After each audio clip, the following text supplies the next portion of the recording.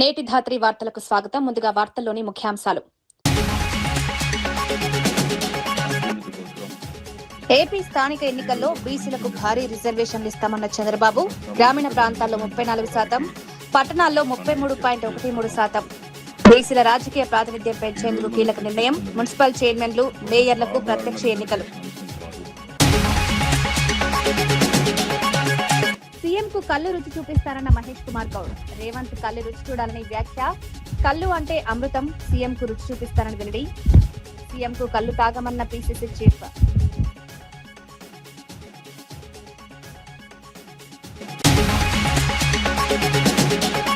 పెద్ది విగ్రహం కూల్చివేతపై నన్నపునేని నరేందర్ ఫైర్. ఒకరికి గౌరవం, మరో ఉద్యమకారుడికి విగ్రహం కూల్చివేతేంటా అని ప్రశ్న.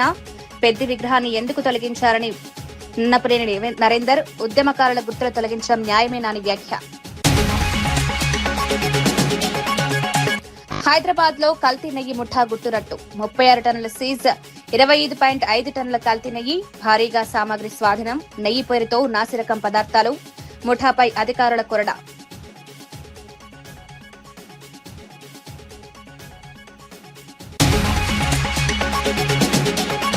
టోల్ ఫ్రీ పనిచేయకపోయినా జనతా గ్యారేజ్ తలుపులు తెరిచే ఉంటాయన్న హరీష్ రావు. 22A బాధితులకు జనతా గ్యారేజ్ అండా. 22A సమస్య పరిష్కారం లేకపోతే మా దగ్గరకు రండని వ్యాఖ్య. ప్రజల భూముల కోసం పోరాటం ఆపేది లేదన్న హరీష్ రావు. ఆంధ్రప్రదేశ్ కేబినెట్ సమావేశం ముగిసిన అనంతరం ముఖ్యమంత్రి చంద్రబాబు నాయుడు స్థానిక సంస్థల ఎన్నికల్లో బీసీ రిజర్వేషన్లపై కీలక ప్రకటన చేశారు. రాష్ట్రంలోని స్థానిక సంస్థల ఎన్నికల్లో రూరల్ ప్రాంతాల్లో 34%, అర్బన్ ప్రాంతాల్లో 33.13% బీసీ రిజర్వేషన్లు కల్పించనున్నట్లు తెలిపారు. బీసీలకు రాజకీయ ప్రాతినిధ్యం పెంచే దిశగా ప్రభుత్వం నిర్ణయం తీసుకున్నట్లు తెలిపారు. అసెంబ్లీలో ఈ అంశానికి సంబంధించిన వివరాలను ప్రభుత్వం వెల్లడించింది. గతంలో బీసీలకు రిజర్వేషన్ల అమలుపై వివిధ ప్రభుత్వాలు తీసుకున్న నిర్ణయాలను కూడా ప్రభుత్వం ప్రస్తావించింది. స్థానిక సంస్థల్లో బీసీలకు తగిన ప్రాతినిధ్యం కల్పించడం తమ లక్ష్యమని ముఖ్యమంత్రి తెలిపారు. మరోవైపు మున్సిపాలిటీలు, కార్పొరేషన్ల చైర్మన్లు, మేయర్లకు ప్రత్యక్ష ఎన్నికలు నిర్వహించాలని ప్రభుత్వం నిర్ణయించినట్లు చంద్రబాబు ప్రకటించారు. స్థానిక సంస్థల ఎన్నికల నిర్వహణకు అవసరమైన చర్యలు ప్రభుత్వం చేపడుతోందన్నారు. ఈరోజు సభలో మిత్రుడు పవన్ కళ్యాణ్ గారు లేరు కానీ ఆయన మొదటి నుంచి కూడా బీసీలకు న్యాయం చేయాలని మేము ఎలక్షన్ మేనిఫెస్టో రాసినప్పుడు 34% రిజర్వేషన్లు పెట్టినప్పుడు ఒక పక్క పవన్ కళ్యాణ్ గారు, ఇంకో పక్క బీజేపీ నాయకత్వం పూర్తిగా సమర్థించి ముగ్గురం కూడా ఎన్నికలకు వెళ్ళాం. ఆ ఎన్నికలకు వెళ్ళినప్పుడు జీవితంలో ఎన్నో ఎన్నికలు ఫేస్ చేశాం కానీ 2024 ఎన్నికలు ఒక హిస్టరీ. 94% స్ట్రైక్ రేట్, 57% ఓట్లు వచ్చాయంటే అది బీసీల వల్ల, ఈ యొక్క నాయకత్వం యొక్క నమ్మకం వల్ల వచ్చాయని చెప్పి కూడా నేను మీకు తెలియజేస్తున్నాను. అలాంటి హిస్టారికల్ విక్టరీకి కారణమైనటువంటి బీసీలకు న్యాయం చేయడం కోసం ఈరోజు ఒక ప్రత్యేకమైన క్యాబినెట్ పెట్టుకొని చర్చించాం. ఇందులో అధ్యక్ష 3 ప్రధానమైన విషయాల్ని ఈరోజు నిర్ణయం చేశాం. చాలా ఉన్నాయి కానీ 3 ప్రధానంగా నిర్ణయాలు చేశాం. బీసీలకు గ్రామీణ స్థానిక సంస్థల్లో 34% రిజర్వేషన్లు చట్టంలో ఏముందో అది కల్పిస్తాం. అది మొదటి నిర్ణయం. పట్టణ స్థానిక సంస్థల్లో 33.33% రిజర్వేషన్ కల్పిస్తాం. ఈ 2 కూడా చట్టంలో ఉన్నాయి అధ్యక్ష, అది కూడా నేను వస్తాను. ఇంకొక పక్కన అర్బన్ లోకల్ బాడీలో మేయర్. యాదగిరిగుట్టలో సుమారు 42,000 ఎకరాల భూమిని 22A నిషేధిత జాబితాలో చేర్చిన అంశంపై మంత్రి కోమటిరెడ్డి వెంకటరెడ్డి కీలక వ్యాఖ్యలు చేశారు. ఈ విషయం ప్రతిపక్షాలు తాజాగా బయటపెట్టినప్పటికీ 3 నెలల క్రితమే అక్కడి స్థానిక ఎమ్మెల్యే తన దృష్టికి తీసుకొచ్చారని తెలిపారు. భూములను 22A జాబితాలో చేర్చిన విషయం గురించి అప్పుడే ముఖ్యమంత్రి రేవంత్ రెడ్డికి సమాచారం ఇచ్చినట్లు మంత్రి వెల్లడించారు. ఇంత పెద్ద మొత్తంలో భూములు నిషేధిత జాబితాలోకి వెళ్లడం వెనుక ఉద్దేశపూర్వక చర్య ఉండొచ్చని అనుమానాన్ని వ్యక్తం చేశారు.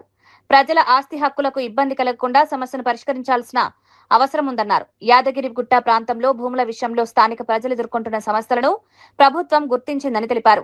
నిషేధిత జాబితాలో భూములు ఎలా చేరాయి, ఎవరి నిర్ణయం మేరకు ఈ ప్రక్రియ జరిగింది అనే అంశాలను అధికారులు పరిశీలించాలని సూచించారు. నిజమైన భూ యజమానులకు ఇబ్బందులు కలగకుండా చర్యలు తీసుకోవాల్సిన బాధ్యత ప్రభుత్వంపై ఉందన్నారు. యాదగిరిగుట్టలో కూడా 42,000 ఎకరాలు ప్రొవిజన్లో పెట్టినట్టు నాకు ఐలయ్య గారు అక్కడ స్థానిక ఎమ్మెల్యే చెప్పి బాధపడ్డారు. ఇది 3 నెలల కింద, ఇది ఇవాళ బయట పెట్టిన ప్రతిపక్షాలు. నేను ఆ రోజే ముఖ్యమంత్రి గారికి చెప్పిన, యాదగిరిగుట్టలో ఈ విధంగా 42,000 ఎకరాలు ప్రొవిజన్ అని చెప్పి, తాత ముత్తాతల ఆస్తులు ప్రొవిజన్లో పెట్టినని చెప్పి ఆ ప్రాంతంలో రైతులు, ప్రజలు, మధ్యతరగతి వాళ్ళు యాదగిరిగుట్ట మున్సిపాలిటీ నిద్రపోకుండా ఎమ్మెల్యే దగ్గర నా దగ్గర తిరిగితే గతంలోనే నేను చెప్పిన, మీరు ఇప్పుడు ఇవ్వాలి చెప్తున్నాను, ఆ రోజే చెప్పి దాని గురించి మీరు భయపడద్దు, నేను దీపిస్తానని ముఖ్యమంత్రి గారు. ఇది ఎవరో ఉద్దేశపూర్వకం చేసినట్టుగా అనిపిస్తుంది. విద్యార్థులు తమ న్యాయమైన డిమాండ్లను ప్రజాస్వామ్య పద్ధతిలో తెలియజేసేందుకు నిరసన చేపడితే అనుమతి నిరాకరించడం ఎంతవరకు సమంజసమని మాజీ ఎమ్మెల్యే ఆనంద్ మెతుకు ప్రశ్నించారు. స్పీకర్ పర్యటన ఉందనే కారణంతో విద్యార్థుల నిరసనకు అనుమతి ఇవ్వకపోవడం సరికాదన్నారు. ప్రజాస్వామ్యంలో విద్యార్థుల గొంతును ప్రభుత్వం వినాల్సిన బాధ్యత ఉందని పేర్కొన్నారు. కార్యక్రమాలకు అనుమతులు నిరాకరించినంత మాత్రాన విద్యార్థుల సమస్యలు పరిష్కారం కావన్నారు. విద్యార్థులు ఎదుర్కొంటున్న సమస్యలను ప్రభుత్వం అధికారులు సీరియస్ గా తీసుకోవాలని డిమాండ్ చేశారు. ముఖ్యంగా జీవో 97 ను వెంటనే రద్దు చేయాలని కోరారు. విద్యార్థుల భవిష్యత్తుకు సంబంధించిన అంశాల్లో ప్రభుత్వం చర్చలకు ముందుకు రావాలని సూచించారు. శాంతియుతంగా నిరసన తెలిపే హక్కు ప్రతి పౌరుడికి ఉందన్నారు. విద్యార్థులు తమ సమస్యను ప్రజాస్వామ్యబద్ధంగా తెలియజేస్తున్న సమయంలో వారిని అడ్డుకోవడం ద్వారా సమస్య మరింత తీవ్రమవుతుందని హెచ్చరించారు.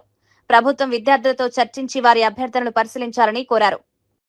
సబ్ ఇంజనీర్లో ఇట్లా కావాలంటే ఆ డిప్లొమా తోటి వెళ్ళిపోయేటటువంటి వాళ్ళు లేదు, ఇంకా పై చదువులకు పోవాలనుకుంటే, బీటెక్ చదవాలనుకుంటే ఈ 3 years కోర్స్ అయిపోయిన తర్వాత ఫస్ట్ ఇయర్ కాకుండా డైరెక్ట్ సెకండ్ ఇయర్ బీటెక్ లోపల జాయిన్ కావడానికి అవకాశం ఉంటుండే.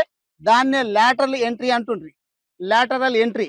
అయితే ఇప్పుడు ఏం చేసిండు రేవంత్ రెడ్డి గారు అంటే, పాపమైన చాలా చదువుకున్నటువంటి చదువుల మంత్రి కదా, కాబట్టి ఏం చేసుకొచ్చిండంటే కలెగుర గంపలాగా చేసుకొస్తున్నాడు. కలెగుర గంపలాగా ఐటీఐ, పాలిటెక్నిక్, మొత్తం స్కిల్డ్ యూనివర్సిటీ అని చెప్పి ఒక శక్తి అనేటటువంటిది పెట్టి, ఆయన వీసీగా దానికి ఆనంద్ మహేంద్ర గారిని పెట్టి ఈ పిల్లల భవిష్యత్ అంతా కూడా అంధకారంలోకి నెట్టేస్తున్నాడు. ఈ పిల్లలు ఇంకా జూనియర్ అసిస్టెంట్లు కావాలన్నా, సీనియర్ అసిస్టెంట్లు కావాలన్నా, లేదా పై చదువులకు పోవాలా, బీటెక్ చేయాలంటే కూడా ఎవరికి కూడా అవకాశం లేకుండా ఇటువంటి పరిస్థితి రేవంత్ రెడ్డి గారు తీసుకొస్తా ఉన్నారు. ఈ పిల్లల భవిష్యత్తు గురించి ఖచ్చితంగా వీళ్ళకు నిరసన తెలుపుకునేటటువంటి హక్కు ఇవ్వాల. ఈ శక్తి అనేటటువంటి ఒంగోలులో పగటిపూట ఇళ్లలో చోరీలకు పాల్పడుతున్న అంతర్రాష్ట్ర దొంగల ముఠాను పోలీసులు అరెస్ట్ చేశారు. నిందితుల నుంచి సుమారు 1.7 కోట్ల విలువైన బంగారం, 15 లక్షల నగదును స్వాధీనం చేసుకున్నట్లు జిల్లా ఎస్పీ హర్షవర్ధన్ రాజు తెలిపారు. ప్రధాన నిందితుడు పఠాన్ సమీర్ ఖాన్ బైక్ పై తిరుగుతూ తాళాలు పగలగొట్టి చోరీలకు పాల్పడుతున్నట్లు దర్యాప్తులో గుర్తించినట్లు చెప్పారు. హైదరాబాద్ లో నివాసముంటూ నర్సరావుపేట, వినుకొండ, ఒంగోలు ప్రాంతాల్లో పగటిపూటే ఇళ్లను లక్ష్యంగా చేసుకున్న పోలీసులు తెలిపారు.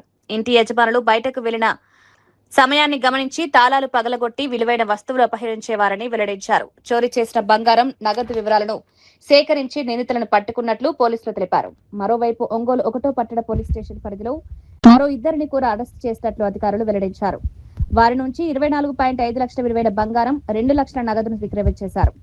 నిందితుల కదలికపై నిఘా పెట్టినట్టు కేసును ఛేదించిన పోలీసులను అధికారులు అభినందించారు. వర్క్ చేస్తూ ఉండే సో దీంట్లో మనము బాగా ఎఫర్ట్స్ చేసిన దాని మీద ఈరోజు అఫెండర్ని మనం పట్టుకోవడం జరిగింది. అతని పేరు వచ్చి సమీర్ ఖాన్ అలియాస్ సోహైల్ ఖాన్. అట్లాగే అతని పేరు ఇంకా చాలా అలియాసెస్ ఉన్నాయి. మొహమ్మద్ సమీర్ ఖాన్, పఠాన్ సమీర్ ఖాన్, షోహెబ్ ఖాన్, ఇట్లా చాలా నేమ్స్ తోటి ఇతను డిఫరెంట్ స్టేట్స్లో అఫెన్సెస్ చేస్తున్నాడు.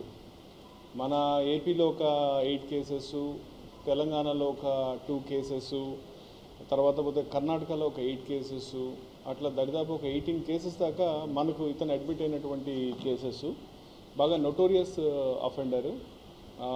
ఈరోజు మనం ఇతని గురించి కంటిన్యూస్గా ఎఫర్ట్స్ చేస్తుంటే ఈరోజు మనకు క్రెడిబుల్ ఇన్ఫర్మేషన్ వచ్చా ఇతను మళ్ళీ టువర్డ్స్ ఒంగోలు చేస్తున్నాడు అనే దాని మీద మనం దానికి సంబంధించి మన ఆఫీసర్స్ వాళ్ళ టీమ్స్ అన్నీ కూడా అలర్ట్ అయ్యి దాని మీద వర్క్ చేసిన దాని మీద ఈరోజు ఆఫ్టర్నూన్ మనం అతన్ని ఆలాప్ సెంటర్ దగ్గర కస్టడీలో తీసుకోవడం జరిగింది. అట్లాగే వెహికల్ కూడా చూస్తే మనకు దాంట్లో గోల్డ్ ఇవన్నీ కూడా మనము రికవర్ చేయడం జరిగింది. నిజానికి ఇతను చాలా డిస్ట్రిక్ట్స్లో అఫెన్సెస్ చేస్తున్నాడు. ఇప్పుడు నూజివీడ్లో అఫెన్స్ చేస్తున్నాడు, వెనుకొండలో అఫెన్స్ చేస్తున్నాడు, నర్సరావుపేటలో అఫెన్స్ చేస్తున్నాడు. అన్ని పెద్ద పెద్ద అఫెన్సెస్. సో అన్ని జిల్లాల ఆఫీసర్స్ అందరూ కూడా వీళ్ళ కోసం ఎఫర్ట్స్ చేస్తున్నారు. బట్ మన వాళ్ళు చాలా బాగా ఫోకస్డ్గా చేయటం వల్ల ఈరోజు మనం ఈ అఫెండర్ని పట్టుకోగలిగాము. అతని నుంచి మనము దరిదాపు 682 గ్రాములు బంగారం అతని నుంచి రికవర్ చేసాం. దరిదాపు 1,03,00,000 వర్త్ ఉన్న గోల్డ్. అదే కాకుండా అతని పొజిషన్లో ఒక 15 lakhs క్యాష్ రికవర్ చేశాము. అట్లాగే ఇతను ఒక అఫెన్స్కి సంబంధించి గోల్డ్ని డిస్పోజ్ చేసి ఒక 18 lakhs పెట్టి ఒక కారు కూడా కొన్నాడు, మహీంద్రా XUV 700. తెలంగాణలో కల్లు వినియోగంపై టీపీసీసీ అధ్యక్షుడు మహేష్ కుమార్ గౌడ్ ఆసక్తికర వ్యాఖ్యలు చేశారు. ముఖ్యమంత్రి రేవంత్ రెడ్డి విస్కీ, బ్రాందీ వంటి మద్యం సేవించారని, అయితే కల్లు రుచి చూడాలని ఆయన సూచించారు. కల్లు అంటే అమృతమని, ఆ అమృతం రుచి తమ పార్టీ సీనియర్ నేత భట్టి విక్రమార్కకు తెలుసని మహేష్ కుమార్ గౌడ్ వ్యాఖ్యానించారు. ముఖ్యమంత్రి కూడా ఒకసారి కల్లు రుచి చూడాలని సరదాగా అన్నారు. తెలంగాణ సంస్కృతిలో కల్లుకు ప్రత్యేక స్థానం ఉందని, సాంప్రదాయంగా కల్లు తాగే పద్ధతి చాలా ప్రాంతాల్లో ఉందన్నారు.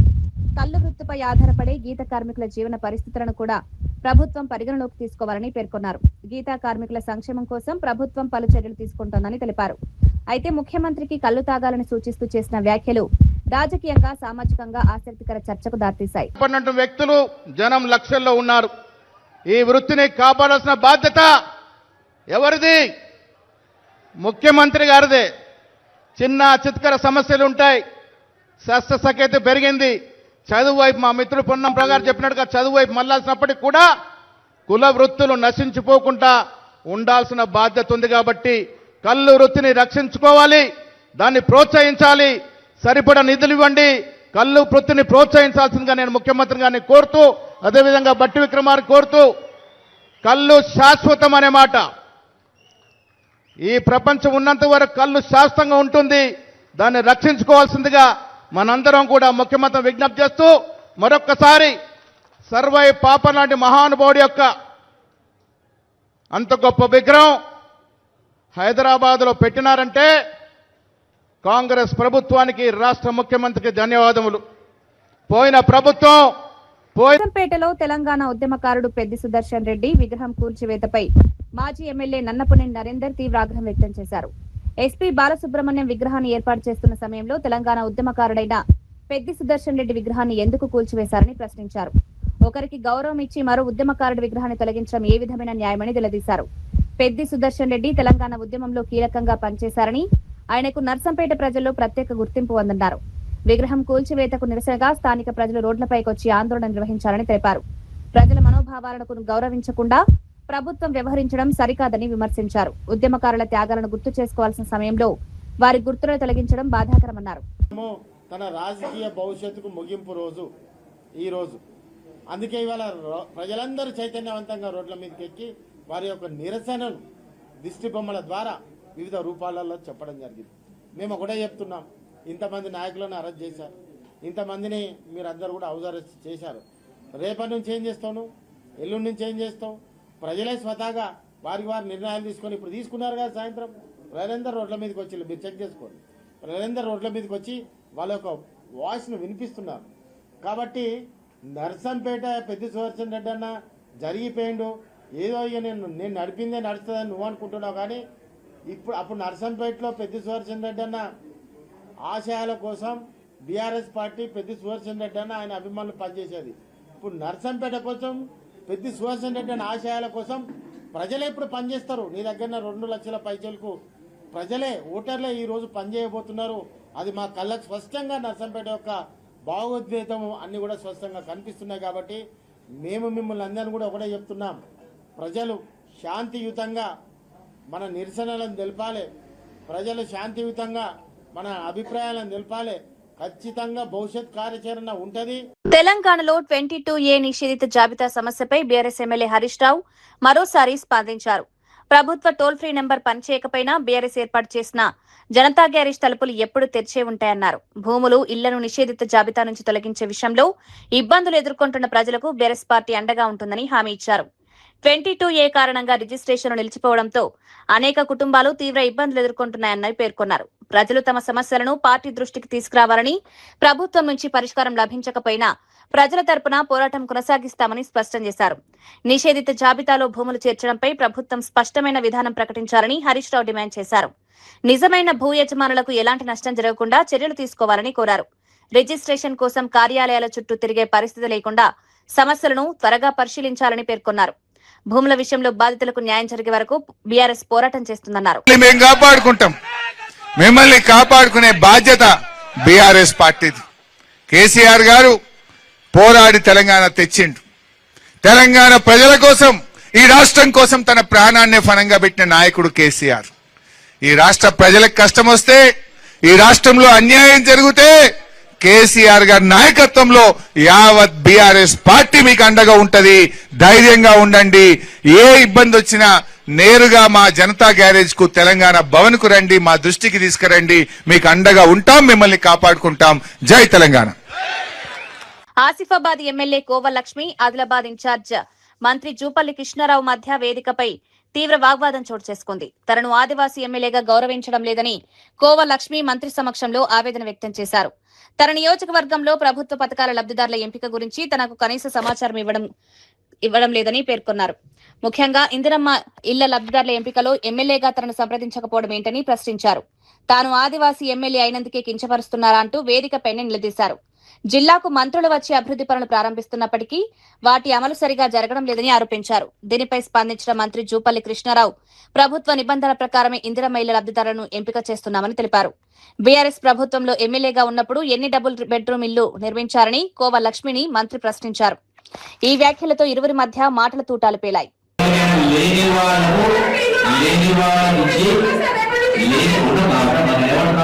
లేని వాళ్ళ నుంచి తప్పు చేసి రాకపోయింది.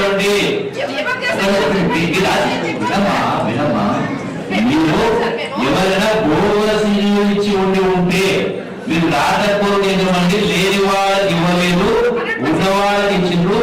ఆసిఫాబాద్ రాసివ్వండి అటువంటి ఎంక్వైరీ చేసి వాళ్ళు క్యాన్సిల్ చేసి వాళ్ళ పైన చెడులు మూడో విషయానికి సంబంధించి మీరు మాట్లాడారు. టెండర్ గురించి ఎప్పుడు జరిగింది? 5-3 ఏళ్ల కింద 5 కోట్ల రూపాయలు జోడీ గారి మధ్య నుంచి ఎవరు రావడం లేదు. ఎందుకు రావడం లేదు? ఒకదానికి అంటే జిల్లా సంబంధించి మీరు బాధపడాలని చెప్పడం చెప్తారు.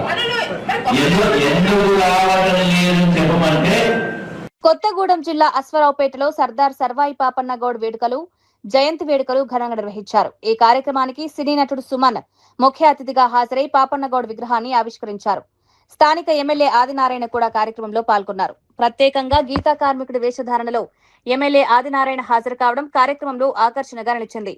సర్దార్ సర్వాయి పాపన్న గౌడ్ సామాజిక సమానత్వం కోసం పోరాడిన గొప్ప నాయకుడని కార్యక్రమంలో పాల్గొన్న వారు గుర్తు చేశారు. పేదలు, బలహీన వర్గాల కోసం ఆయన చేసిన పోరాటం నేటి తరానికి స్ఫూర్తిదాయకమన్నారు. పాపన్న గౌడ్ ఆశయాలను ముందుకు తీసుకువెళ్లాల్సిన బాధ్యత ప్రతి ఒక్కరిపై ఉందని పేర్కొన్నారు. ఆయన విగ్రహాన్ని ఏర్పాటు చేయడం ద్వారా స్థానిక ప్రజల ఆకాంక్ష నెరవేరిందని తెలిపారు. జయంతి కార్యక్రమానికి స్థానిక ప్రజలు, అభిమానులు, నాయకులు పెద్ద సంఖ్యలో హాజరయ్యారు.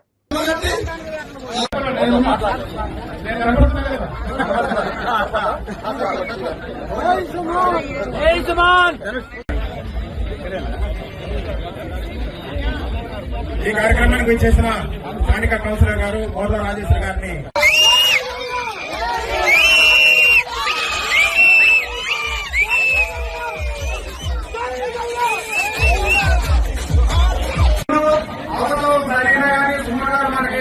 అన్ని కూడా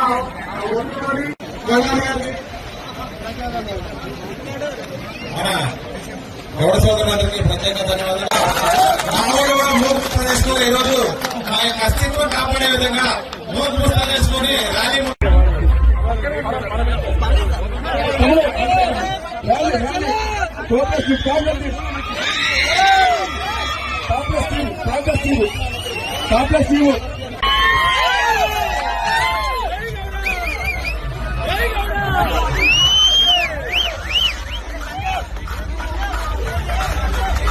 కార్పొరేట్ స్థాయి వైద్యం అందించాలన్న ఉద్దేశంతో టిమ్స్ ఆలోచన చేసిన గొప్ప నాయకుడు మాజీ ముఖ్యమంత్రి కేసీఆర్ అని మాజీ మంత్రి లక్ష్మారెడ్డి అన్నారు. టిమ్స్ ఆసుపత్రుల నిర్మాణానికి అవసరమైన స్థలాల గుర్తింపు, భూసేకరణ, సమస్యల పరిష్కారం వంటి కీలక ప్రక్రియలను బీఆర్ఎస్ ప్రభుత్వ హయాంలోనే పూర్తి చేశామని తెలిపారు. కాంగ్రెస్ ప్రభుత్వం అధికారంలోకి వచ్చిన తర్వాత పనులు ఆలస్యమయ్యాయని, నిర్మాణాలు ఇంకా పూర్తి కాలేదని ఆరోపించారు. తెలంగాణలో ప్రభుత్వ వైద్య సేవలపై ప్రజల విశ్వాసాన్ని పెంచేందుకు బీఆర్ఎస్ ప్రభుత్వం అనేక చర్యలు చేపట్టిందన్నారు. గతంలో ప్రభుత్వ ఆసుపత్రికి వెళ్లాలంటే ప్రజలు వెనుకంజ వేసే పరిస్థితి ఉండేదని, బీఆర్ఎస్ పాలనలో ప్రభుత్వ ఆసుపత్రులపై నమ్మకం పెంచే ప్రయత్నం చేశారన్నారు. పేదలకు మెరుగైన వైద్యం అందించాలన్న లక్ష్యంతో టిమ్స్ ప్రాజెక్టులను తీసుకొచ్చామని తెలిపారు. ఆసుపత్రుల నిర్మాణం త్వరగా పూర్తి చేసి ప్రజలకు అందుబాటులోకి తీసుకురావాలని డిమాండ్ చేశారు. మేము వస్తాం గవర్నమెంట్ హాస్పిటల్ స్థాయికి తీసుకొచ్చినాం. ఆ 9.5 సంవత్సరాలు మేము చేసింది ఏంటంటే, మీరు పూర్తిగా నెగ్లెక్ట్ చేసి వదిలిపెట్టిన హెల్త్ డిపార్ట్మెంట్ ను ఒక స్థాయికి తీసుకొచ్చి అన్ని రకాల కార్యక్రమాలు చేపట్టడం జరిగింది. ఆ టిమ్స్ హాస్పిటల్ సబ్జెక్ట్ తో పాటు దానికంటే ముందు చాలా పని జరిగింది. టిమ్స్ హాస్పిటల్ ఆలోచన కూడా కేసీఆర్ గారు 2016 సంవత్సరంలో ఈ హాస్పిటల్ అనౌన్స్ చేయడం జరిగింది. అప్పుడే స్థల సేకరణకు సార్ చెప్పడం జరిగింది. నేనే అప్పుడు హెల్త్ మినిస్టర్ కాబట్టి అన్ని ప్రాంతాలు తిరిగి ఇప్పుడైతే స్థలాలు ఉన్నాయో ఆల్మోస్ట్ ఇంచుమించు అవి ఆ రోజే ఫైనలైజ్ చేయడం. తర్వాత కొన్ని రోజులు అనుకోకుండా ఎలక్షన్ ప్రీపోన్ కావడం, 6 నెలల ముందు ఎలక్షన్ పోవడం. దాని తర్వాత గవర్నమెంట్ వచ్చిన తర్వాత 18లో 2 సంవత్సరాలు కోవిడ్ ఉండడం, దాంతో కొంత డిలే అయింది తప్ప ఇప్పటికే ఎప్పుడో కంప్లీట్ చేసి ప్రజలకు అందించే వాళ్ళం. మరి మేము ఫౌండేషన్ ఆలోచన చేసినాం, స్థల సేకరణ చేసినాం, స్థలాల్లో ఉన్న వివాదాలన్నీ తొలగించినాం, అక్కడ ఇబ్బందులన్నీ తొలగించి అన్ని చేసి శాంక్షన్ ఇచ్చి టెండర్ పిలిచి పని ప్రారంభమైన తర్వాత మీరు వచ్చి 2.5 సంవత్సరాలు అయిపోయింది, ఇప్పటికీ కంప్లీట్ కాలే. మీరు మాట్లాడతారు మా గురించి. మేము ఏం చేసినాం అనేది మీ టైంలో 70 ఏళ్ళలో 5 ప్రభుత్వ మెడికల్ కళాశాలలు ఉంటే వాటిని 34 తీసుకెళ్ళినాం. అంటే 29 మెడికల్ కాలేజీలు కొత్తగా ఏర్పాటు చేసి శాంక్షన్ ఇచ్చి అన్ని మెడికల్ కాలేజీలు స్టార్ట్ అయినాయి. కర్నూలు నగరాన్ని దేశంలోనే ప్రముఖ డ్రోన్ హబ్ గా అభివృద్ధి చేయనున్నట్లు కేంద్ర పౌర విమానయాన మంత్రి రామ్మోహన్ నాయుడు తెలిపారు. డ్రోన్ సిటీలో పర్యటించిన ఆయన వివిధ కంపెనీలు ఏర్పాటు చేసిన డ్రోన్ ప్రదర్శనలను పరిశీలించారు. అధునాతన డ్రోన్ టెక్నాలజీపై కంపెనీల ప్రతినిధులతో చర్చించారు. అనంతరం ప్రముఖ డ్రోన్ కంపెనీల సీఈఓలతో పెట్టుబడుల అవకాశాలపై సమావేశం నిర్వహించారు. డ్రోన్ సిటీ కోసం ప్రభుత్వం 600 ఎకరాల భూమిని కేటాయించినట్లు కేంద్ర మంత్రి తెలిపారు.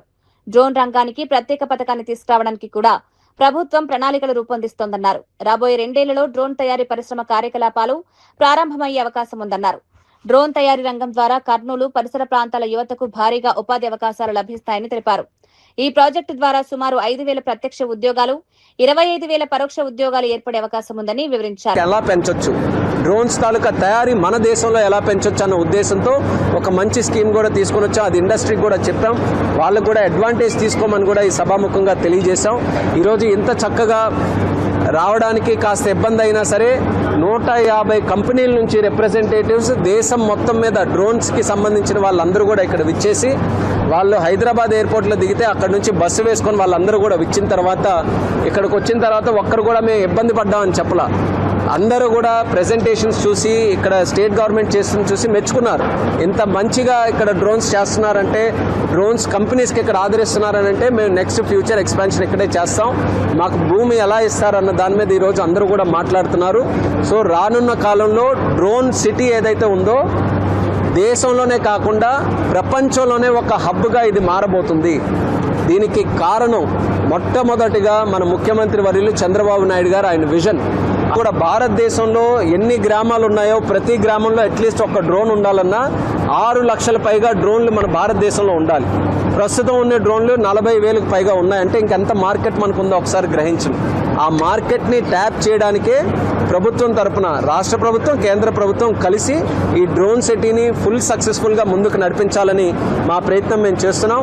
ఇందులో మరొక ముఖ్యమైనటువంటిది ఏంటంటే, ఈ డ్రోన్ సిటీ ఓర్వకల్లో ఏర్పాటు అయిన తర్వాత ఉద్యోగాలు మన యువత యువకులకే వస్తాయి. ఇక్కడ ఏర్పాటు చేసిన తర్వాత ఇప్పుడు చాలామంది చెప్పారు స్కిల్లింగ్ ఇప్పించండి, స్థానికులకి మంచి స్కిల్లింగ్ ఇప్పించండి, సో వాళ్ళే ఇక్కడ పనిచేసే విధంగా చేస్తారని దాని మీద కూడా మంచి కరికులం తయారు చేసి డ్రోన్స్లో పైలట్స్ అవ్వడానికి కానీ డ్రోన్ కంపెనీల్లో పనిచేయడానికి మినిమం ఏదైతే స్కిల్లింగ్ కావాలో వాటి మీద కూడా దృష్టి పెట్టి స్థానికంగా ఇక్కడ కర్నూలులో కానీ ఓర్వకల్లో లోకల్గా ఉండే వాళ్ళకి ఎక్కువ శాతం ఉద్యోగాలు వచ్చే విధంగా ఇది తీసుకుంటాం. ఎందుకనంటే అది కూటమి ప్రభుత్వం తాలూకా ఎజెండా ఉద్యోగ కల్పన అనేది. ఆంధ్రప్రదేశ్ అసెంబ్లీ స్థానిక సంస్థల ఎన్నికల్లో బీసీ రిజర్వేషన్ అంశంపై కీలక చర్చ జరిగింది. బీసీలకు రిజర్వేషన్లు కల్పించడంలో గత టీడీపీ ప్రభుత్వాల పాత్రను మంత్రులు ప్రస్తావించారు. 1987లో ఎన్టీఆర్ ప్రభుత్వం బీసీలకు 20% రిజర్వేషన్లు కల్పించిందని, 95లో చంద్రబాబు ప్రభుత్వం రిజర్వేషన్లను 34% పెంచిందని వివరించారు. గత వైఎస్ఆర్సీపీ ప్రభుత్వం బీసీ రిజర్వేషన్లను 24% తగ్గించిందని ఆరోపించారు. దీంతో సుమారు 16,800 మంది రాజకీయ పదవులను కోల్పోయారని పేర్కొన్నారు. బీసీలకు న్యాయం చేసేందుకు కూటమి ప్రభుత్వం ప్రత్యేక చర్యలు తీసుకుంటుందన్నారు. స్థానిక సంస్థల ఎన్నికల్లో 34% బీసీ రిజర్వేషన్లు అమలు చేయాలని ప్రభుత్వం నిర్ణయించినట్లు చెప్పారు. ఇందుకోసం బీసీ ప్రొడక్షన్ యాక్ట్ తీసుకురావడానికి చర్యలు చేపడుతున్నామని వెల్లడించారు. పదవుల కోసం మరి కేబినెట్ లో 34% రిజర్వేషన్ అమలు పరచడం నిజంగా ఈ వేదిక ద్వారా ఈ దేవాలయం లాంటి అసెంబ్లీ సాక్షిగా బీసీలందరి తరఫున ధన్యవాదాలు తెలియజేస్తూ థ్యాంక్ యూ అధ్యక్ష. ముఖ్యమంత్రి గారు ఈ రోజు కేబినెట్ సమావేశం ప్రత్యేకంగా పెట్టి ఒక చారిత్రాత్మకమైనటువంటి నిర్ణయం తీసుకున్నారు. ఏదైతే 1994 చట్టంలో 34% స్థానిక సంస్థల్లో పంచాయతీరాజ్లో రిజర్వేషన్లు ఇవ్వాలని, అదేవిధంగా మున్సిపాలిటీలో 33% 1 పాయింట్ రిజర్వేషన్లు ఇచ్చి ఎలక్షన్లకు వెళ్లాలని ఒక చారిత్రాత్మకమైనటువంటి నిర్ణయం తీసుకున్నారని చెప్పి ఈ సందర్భంగా తెలియజేస్తున్నాను. ఈ నిర్ణయం ఎవరు ఊహించలేదు, ఎవరు అనుకోలేదు. మళ్ళీ బలహీన వర్గాలకి ఈ రిజర్వేషన్స్ వచ్చి రేపు మాకు ఇన్ని పదవులు వస్తాయని ఎవరు కూడా ఊహించలేదు అధ్యక్ష. ఈరోజు ముఖ్యమంత్రి గారు ఆ నిర్ణయం తీసుకోవడం చాలా ఆనందంగా ఉంది, చాలా సంతోషంగా ఉంది. నిర్ణయం తీసుకోవడమే కాదు, రేపెట్టి పరిస్థితిలో అక్టోబర్ నెలలోపే ఎన్నికలన్నీ కూడా పూర్తి చేసి మళ్ళీ స్థానికంగా ఈరోజు హైదరాబాద్ లో కల్తీ ఆహార పదార్థాల తయారీ విక్రయాలపై పోలీసులు, ఫుడ్ సేఫ్టీ అధికారులు భారీ ఆపరేషన్ చేపట్టారు. ప్రజల ప్రాణాలతో చెలగాటమాడుతున్న కల్తీ కేటగాళ్లపై ప్రత్యేక నిఘా పెట్టిన Hyderabad food adulteration surveillance team food safety department అధికారులతో కలిసి తనిఖీలు నిర్వహించింది. ఈ ఆపరేషన్ లో కల్తీ నెయ్యి తయారు చేసి విక్రయిస్తున్న ముఠాల వ్యవహారం వెలుగులోకి వచ్చింది. అధికారులు భారీగా కల్తీ నెయ్యి తయారీకి ఉపయోగించే పదార్థాలను స్వాధీనం చేసుకున్నారు. మొత్తం సుమారు 36 టన్నుల కల్తీ నెయ్యి తయారీ సామాగ్రిని సీజ్ చేసినట్లు నగర పోలీస్ కమిషనర్ సజ్జనార్ తెలిపారు. ఇందులో 25.5 టన్నుల కల్తీ నెయ్యి, 8.7 టన్నుల క్రీమ్, 1200 లీటర్ల పామాయిల్, 600 లీటర్ల వనస్పతి, డాల్డా తదితర పదార్థాలు ఉన్నట్లు అధికారులు వెల్లడించారు. నెయ్యి పేరుతో నాణ్యత లేని పదార్థాలను తయారు చేసి ప్రజలకు విక్రయిస్తున్నారని గుర్తించారు. ఆహార పదార్థాల్లో కల్తీకి పాల్పడే వారిపై కఠిన చర్యలు తీసుకుంటామని అధికారులు హెచ్చరించారు. ఒకటి, ఈ మిల్క్ ఫ్యాట్ లో కొన్ని మిల్క్ ఫ్యాట్ రిప్లేస్ చేసి దీంట్లో పామ్ ఆయిల్ మిక్స్ చేయడం, ఫ్లేవర్ కోసం ఇది అరోమాటిక్ ఫ్లేవర్ కోసం ఇది సిఇసి కెమికల్ మిక్స్ చేయడం, తర్వాత టెక్స్చర్ కోసం స్టార్చ్ మిక్స్ చేయడం, రవా వేరే ఉప్మా ఈ టైప్ లో స్టార్చ్ మిక్స్ చేసి అది టెక్స్చర్ క్రియేట్ చేస్తారు. సో అది ఒక టైప్ లో వైలేషన్స్ ఉంది. So without milk fat skimmed milk powder ఉంది, దీంట్లో 0 ఫ్యాట్ ఉంది మిల్క్ ఫ్యాట్. వాళ్ళు పామ్ ఆయిల్ మిక్స్ చేయడం, తర్వాత ఈ CEC chemical flavouring agent mix చేయడం అండ్ స్టార్చ్ మిక్స్ చేయడం నడుస్తుంది. సో ఈ రకాలుగా వాళ్ళు ఈ ఘీ ప్రిపేర్ చేస్తున్నారు. 100 లీటర్లో ఘీలో 15 to 20 litres palm oil mix చేస్తారు. ఆ టేస్ట్ మేనేజ్ చేయడానికి మళ్ళీ 7 to 8 కేజీస్ వనస్పతి మిక్స్ చేస్తారు. ఈ రెస్టారెంట్స్, టిఫిన్ సెంటర్స్, చాలా చోట్ల కూడా స్వీట్లు కూడా మనము ప్యూర్ నీ స్వీట్ అని చెప్తుంటారు. కూడా ఒక రకమైన అడల్ట్రేషన్ ఉంటుంది. ఈ మధ్యలో మనము ఆయుర్వేదిక్ లో కూడా చాలా నెయ్యి వాడుతున్నారు.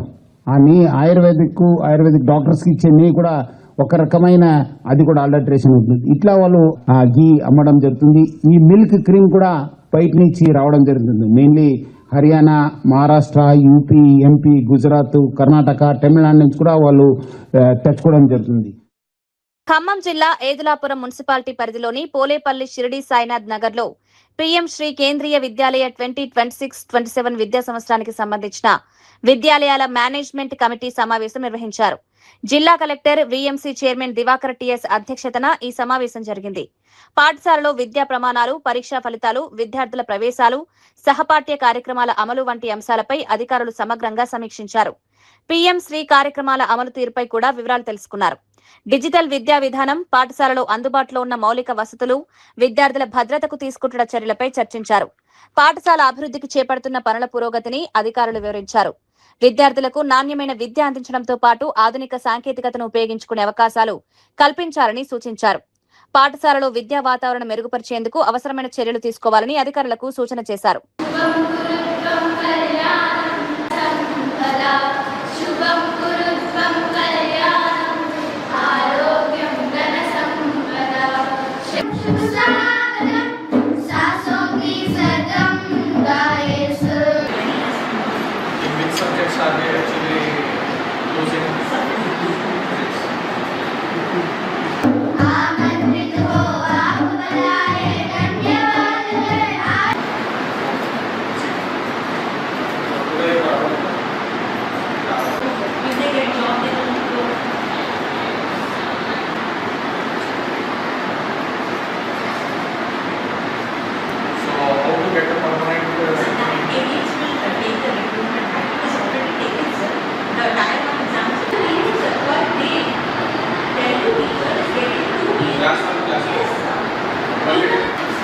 But what is the objective exactly? What is it that we are aiming for?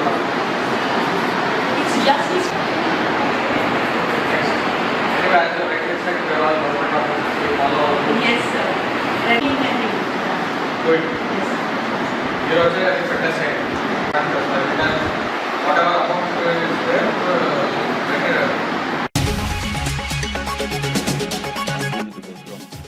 AP స్థానిక ఎన్నికల్లో బీసీలకు భారీ రిజర్వేషన్లు ఇస్తామన్న చంద్రబాబు గ్రామీణ ప్రాంతాల్లో 34%, పట్టణాల్లో 33.13%.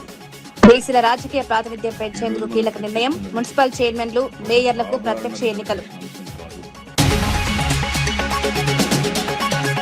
సీఎంకు కళ్ళు రుచి చూపిస్తారన్న మహేష్ కుమార్ గౌడ్. రేవంత్ కళ్ళు రుచి చూడాలని వ్యాఖ్య. కళ్ళు అంటే అమృతం, సీఎంకు రుచి చూపిస్తారని వెల్లడి. సీఎంకు కళ్ళు తాగమన్న PCC chief.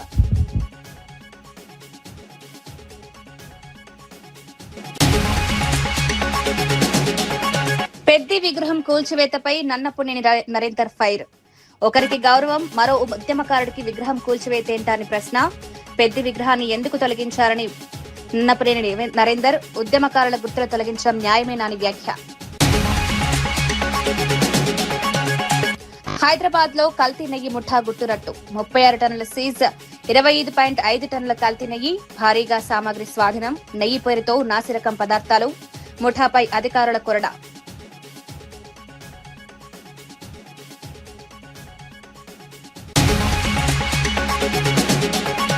Toll free పనిచేయకపోయినా Janata garage తలుపులు తెరిచే ఉంటాయన్న హరీష్ రావు. 22A బాధితులకు జనతా గ్యారేజ్ అండా.